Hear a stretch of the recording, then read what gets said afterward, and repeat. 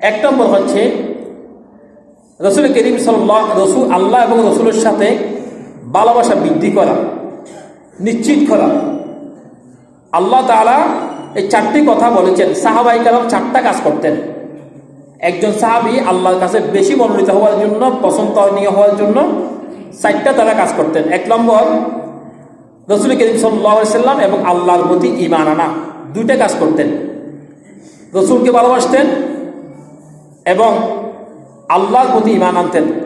2 নম্বর হচ্ছে রসুল করিম সাল্লাল্লাহু আলাইহি সাল্লামের প্রতি শ্রদ্ধা এবং সম্মান করতেন।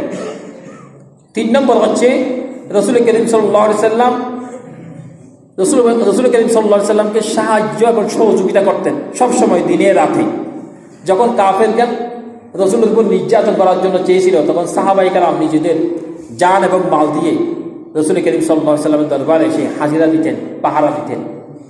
4 নম্বর হচ্ছে কোরআনুল কারীম, এই জীবনটাকে কোরআনুল কারীম দিয়ে নিজের জীবনটা পরিচালনা করা। তাহলে আবার বলছি, 1 নম্বর হচ্ছে রসুল সাল্লাল্লাহু আলাইহি সাল্লামের প্রতি ঈমান আনা।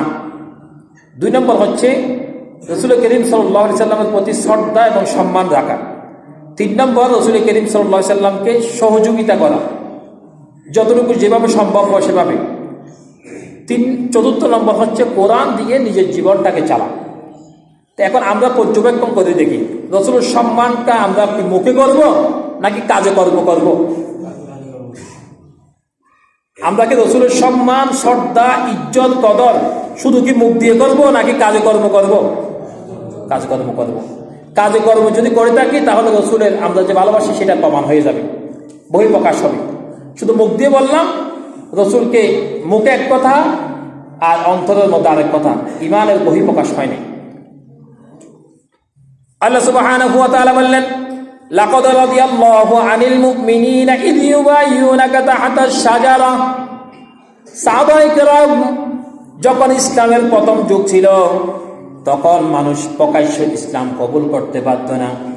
সাহাবায়ে কেরাম তখন যেই জায়গার মধ্যে শাজারা, গাছের নিচে বসে আল্লাহর ঈমানের জন্য তারা শপথ গ্রহণ করেছিল।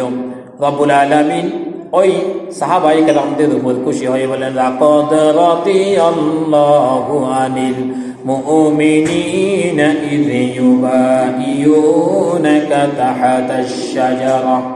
যারা, হে মুমিনগণ, বৃক্ষতলে আপনার নিকট যারা বায়াত গ্রহণ করেছে, আমি আল্লাহ তাদের প্রতি সন্তুষ্ট হয়েছি এবং তাদেরকে সাহাবায়ে কেরাম বানিয়েছি, তাদেরকে মর্যাদার স্থানের মধ্যে আমি সর্বোচ্চ মর্যাদা দিয়েছি। সুবহানাল্লাহ। সাহাবায়ে কেরাম কতটুকু নির্যাতন এবং জুলুম স্বীকার হতো, এটা আমরা আজকে 4 জন